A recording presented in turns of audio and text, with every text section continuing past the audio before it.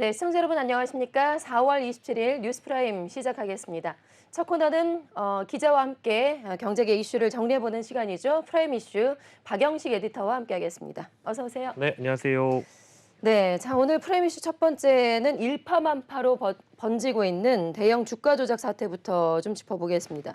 일단 지금 사흘째 하한가를 기록했었는데 네. 이 종목들의 상황부터 보죠. 오늘도 역시나 지금 30% 가까이 일부 종목이 빠졌습니다. 네네. 대다수의 종목들이 급락세를 면치 못한 상황인데 대표적인 세 종목, 즉 서울가스, 대성홀딩스, 선광은 사실상 하한가로 거래를 마쳤습니다. 나흘째 이제 이 종목들은 하한가를 기록했다고 보시는 게 맞는 것 같고요. 예. 몇 가지 다른 종목들의 경우에는 진정되는 모습을 보이고 있기도 한데요. 다우데이터의 경우에는 4.2%의 낙폭에 그치면서 다소 진정되는 모습을 보이고 있고 세방의 경우에는 3.5% 반등을 시도하면서 거래를 마쳤습니다. 그리고 첫날 하한가를 기록했던 하림지주의 경우에는 오늘 마이너스 3.3% 떨어졌고요.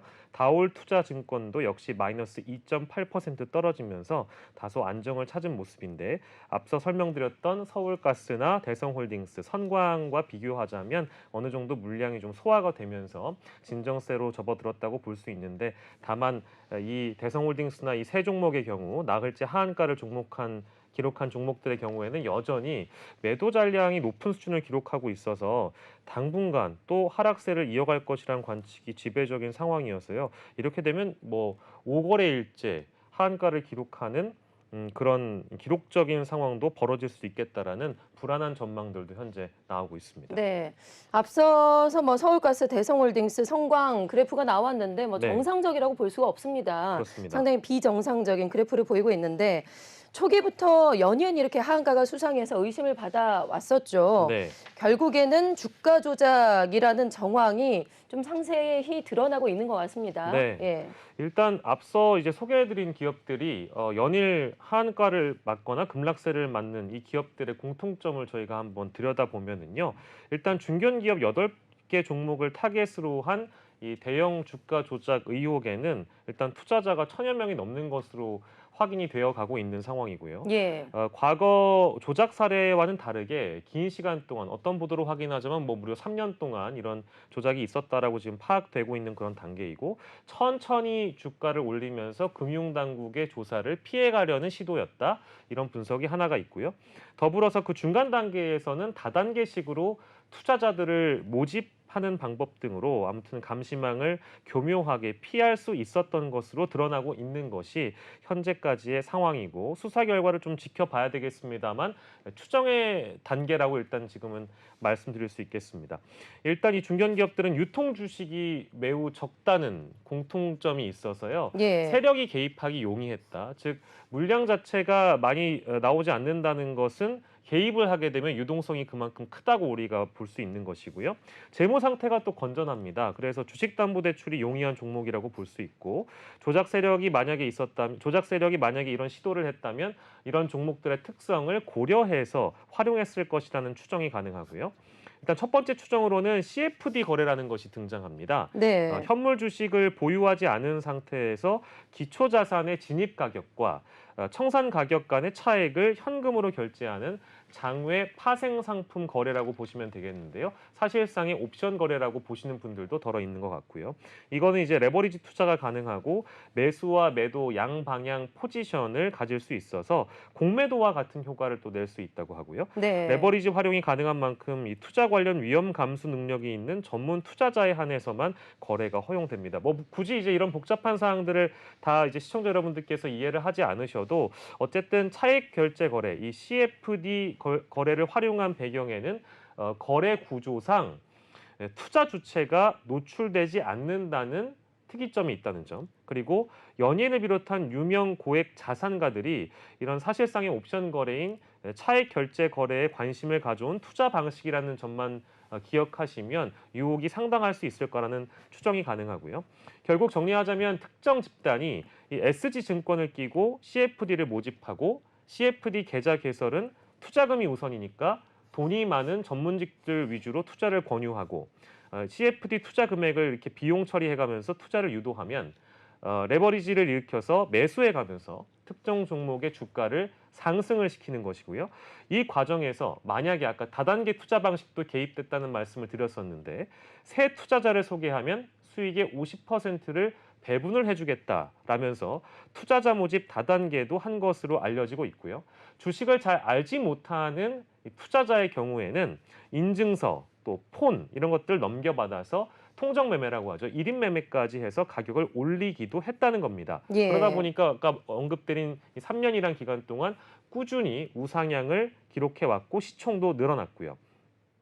특정 시점에 이 CFD로 인한 반대 매물이 쏟아지는 것이 이제 첫 번째 추정이고요. 두 번째로는 이 만약에 주가 조작 세력들 내에서 갈등이 있었다. 어떤 사람은 돈을 벌고 어떤 사람은 벌지 못한 경우가 있을 수도 있는데 그 특정 본인이 언론사에 보도를 하면서 이 단독 보도로 이 내용이 대중에게 알려졌다는 그 방식으로 우리가 추정을 해보면 모든 이 주가 조작 세력 내부에서 특정 시점에 매도 물량을 한꺼번에 쏟아내면서 이른바 이번 주에 있었던 하한가 사태가 맞이된 거 아니겠느냐. 예. 그래서 두 가지의 가정을 정리하겠습니다. CFD로 인한 반대 매물이 쏟아졌다. 혹은 주가 세력 내부에서 특정 시점에 매도 물량을 쏟아내버렸다. 이렇게 두 가지 가설이 가장 유력한 상황이고요.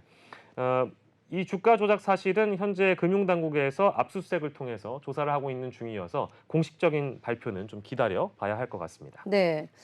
그 말씀하신 그 특정 종목들이 이제 올 초부터 상당히 많이 오르기 시작했는데 이게 왜 오르는가에 대해서 증권사에서도 애널들이 이제 분석을 했는데 지금도 하고 도대체 있습니다. 간의 이유를 모르겠다라고 네. 했거든요. 결국에는 이런 좀 세력들이 있었다라는 게 점점 실체가 드러나고 있는 것 같습니다. 네. 그 앞서 말씀하신 대로 지금 특정 집단이 SG증권을 끼고 CFD를 모집을 했는데 과연 이게 어떤 세력이라고 알려져 있는지 그리고 예. 또 어떻게 투자자들을 모집했는지 어디까지 좀 나와 있을까요? 지금? 예, 보도들을 좀 종합을 해보면은요. 한국경제 단독 보도가 이제 오늘 있었는데 실제 겉으로는 번지르르한 그럴듯한 회사처럼 보이게끔 행동을 했다고 합니다. 이 H회사라고 칭하겠습니다. 이 H회사의 경우에는 영업팀, 매매팀, 선물팀으로 구성이 됐고요. 영업팀이 2인 1조로 움직이면서 다단계 방식으로 아까 말씀드린 대로 사람들을 모집하고요. 대포폰을 통해서 투자자 명의로 휴대폰을 개통하고 주식 계좌를 만들게 했다고 합니다. 주가 조작에 참여할 수 있는 투자 최소 금액이 3억 원이었던 걸로 일단 알려지고 있고요. 이 핸드폰을 본인들끼리 이제 거래를 하면서 통정 거래를 진행한 것이고 동일 장소에서 만약에 주가 조작을 하게 되면 또 IP 위치가 노출돼서 추적을 피하기 위해서 각자 또 다른 장소에서 거래하는 치밀함을 보였던 것으로 알려지고 있습니다. 예. 또 당국의 감시를 피하기 위해서 주가를 올리는 날을 하루 정해가지고요. 펌핑하는 날로 소위 만들고 0.5에서 1%씩 매우 점진적으로 가격을 밀어 올렸고요. 주가 조작을 실행하는 기간만 아까 말씀드린 것처럼 약 3년 정도로 추정을 하고 있습니다. 수익률이 30% 넘으면 정산해주는 방식을 또 도입해서 투자자들에게 신뢰를 줬다고 하고 주가 조작 세력은 스스로를 세력이 아닌 가치 투자자라고 불렀다는 게 네. 관계자의 또 설명입니다. 예. 실제로 이 회사를 알게 된 거의 모든 사람들이 높은 수익률을 보장해준다는 약속에 너도 나도 투자에 뛰어든 것으로 알려지고 있고요.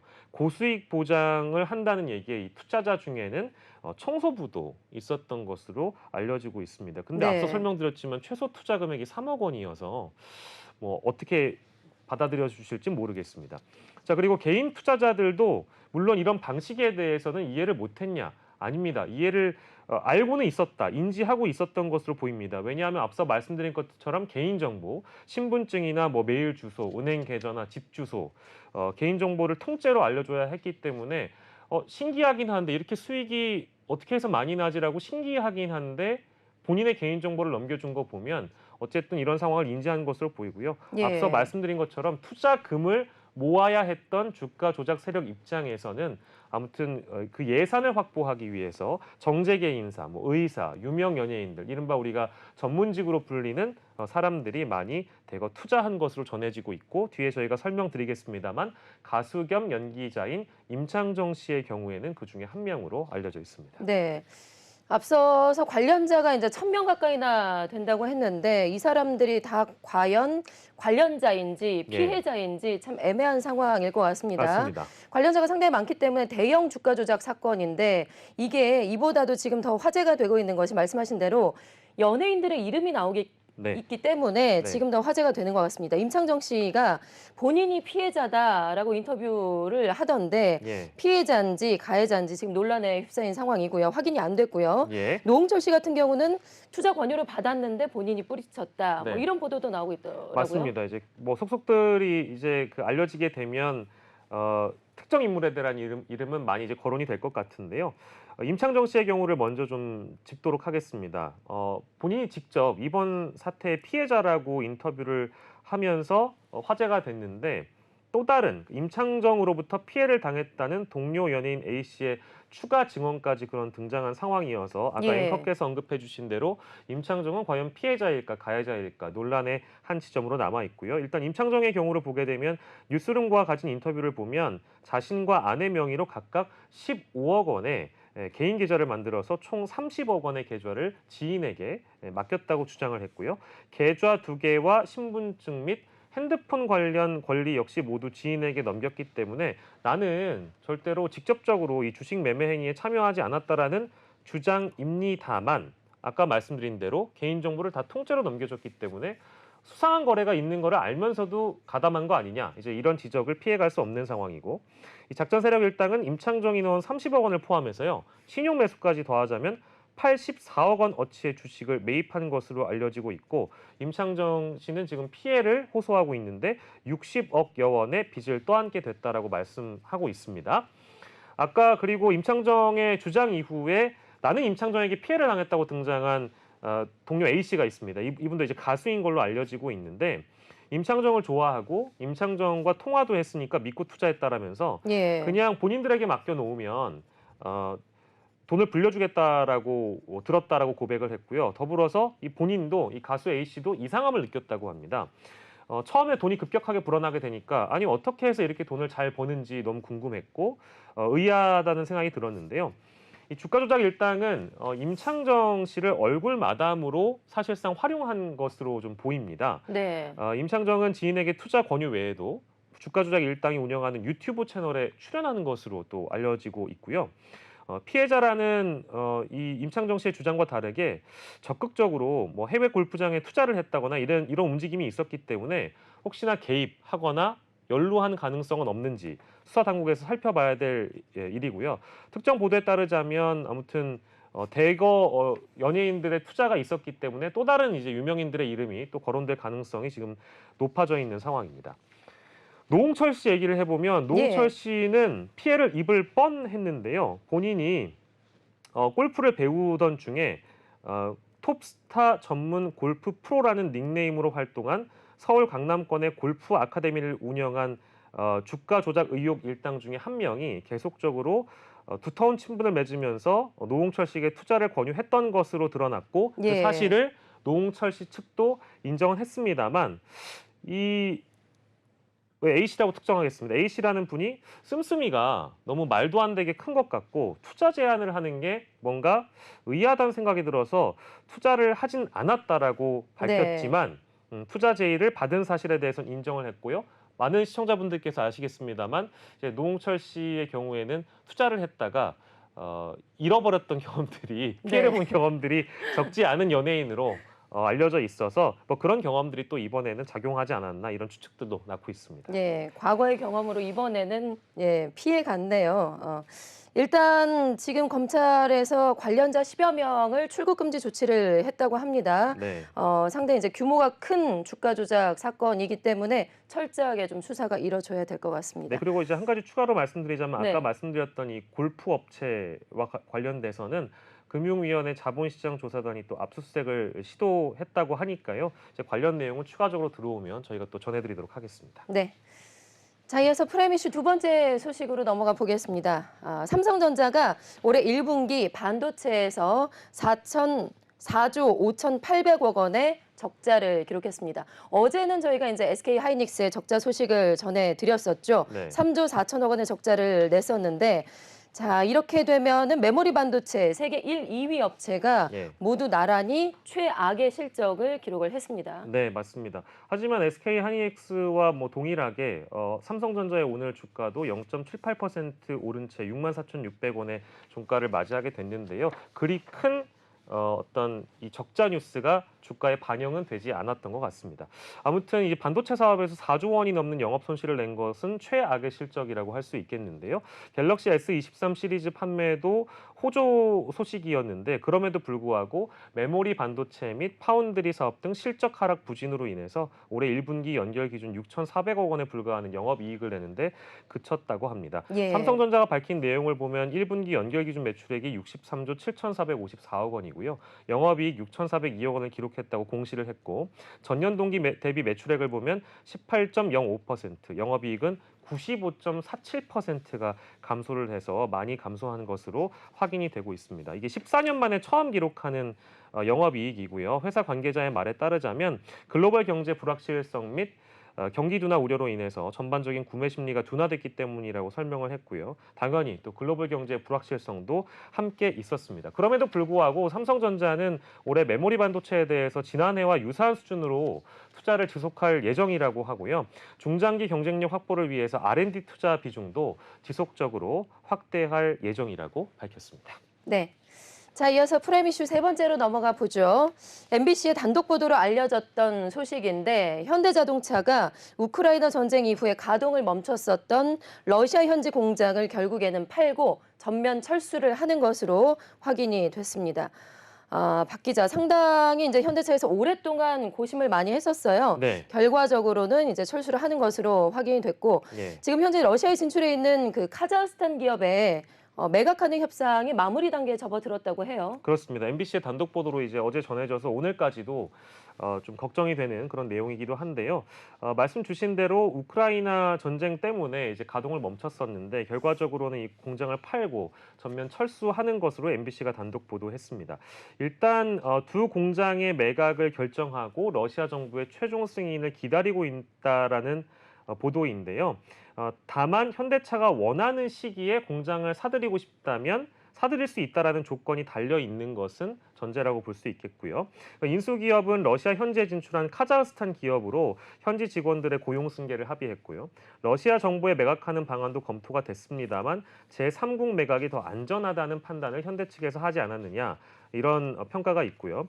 러시아에 파견된 현대차 직원들도 5월까지 국내로 귀국하라는 지시가 내려질 예정이라고 합니다. 정확한 매각 대금은 아직 확인되지 않았고 하지만 1조 원이 넘게 현대차가 투자를 했기 때문에 이런 대규모 손실을 감내해야 하는 그런 상황을 맞이하게 됐고요. 예. 협력 업체들도 사실 또 철수를 하게 되면서 우리 기업들의 피해도 더 커질 것으로 보이고 사실 러시아 내에서 수입차 인지도 1위를 달리면서 규모를 확장하던 상황이었기 때문에 이번 철수는 더 뼈아프게 다가올 수밖에 없는 상황이고요.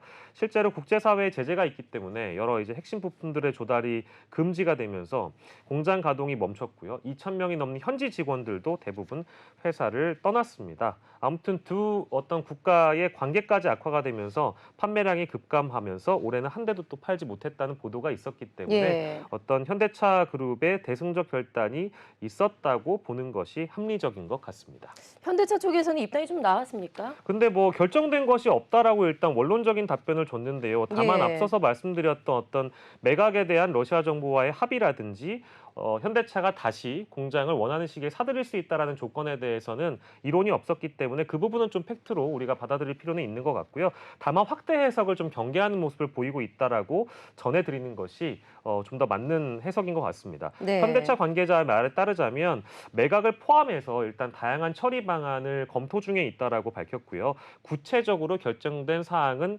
없다라고 말을 아끼고 있습니다. 그러니까 지금까지는 확정을 해줄 수가 없는 걸로 이해를 하면 될 것 같고요.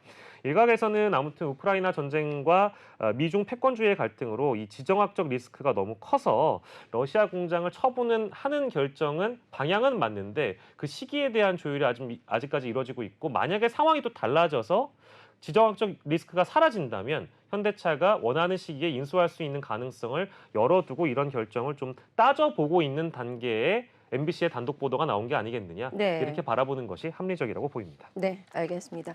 자, 마지막 이슈 하나만 더 짚어보죠. 한때 참치가 햄버거를 인수한다. 그래서 참치 햄버거가 나오지 않을까 해서 화제가 좀 됐었는데 결국에는 인수를 포기한다라는 소식이 들어왔습니다. 동원그룹이 한국의 맥도날드 인수를 포기하는 것으로 알려졌는데 예.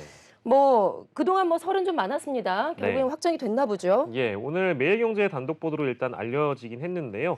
한국 맥도날드의 인수를 동원그룹이 진행하지 않기로 결정했다라는 보도였습니다. 근데 맥도날드 매각은 사실 지금 앵커님이 언급해 주신 것처럼 설이 참 무성했고요. 기간으로 따지면 지금 2023년이니까 2016년, 즉 7년 동안 다양한 기업들이 한국 맥도날드를 인수하려고 여러 조건들을 따지고 따져봐서 마지막 카드는 동원그룹이 가져가게 됐었는데 그마저도 인수가 어려웠다라고 네. 보입니다. 참치 햄버거는 결국에는 네, 안 나올 것 같네요. 예, 네. 그렇습니다.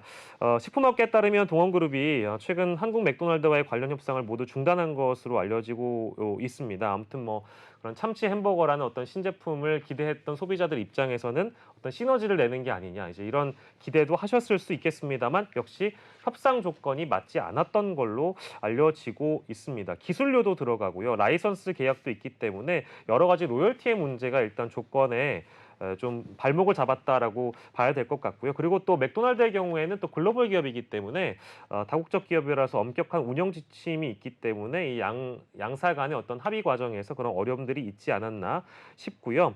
맥도날드의 매각 희망가가 5천억 원이고요. 동원그룹이 제시한 인수 희망가는 2천억 원 수준이어서 그 매각가 네. 역시도 맞지 않았던 것으로 확인이 됐습니다. 네. 동원그룹 관계자를 마지막으로 좀 소개를 해드리면 가격도 문제가 됐지만 운영 자율권이 너무 적어서 문제가 됐다라고 보는 것이 맞다. 인수 후에 시너지를 위해서는 운영 자율권이 필요한데 맥도날드가 쉽게 얘기하면 조금 깐깐하다. 네. 그래서 포기했다. 결국 무산한 것으로 알고 있다라고 확인을 해줬습니다. 알겠습니다. 자, 오늘 이렇게 경제계 주요 이슈들 프라임 이슈에서 자세하게 살펴봤습니다. 박영식 에디터와 함께했습니다. 고맙습니다. 고생하셨습니다.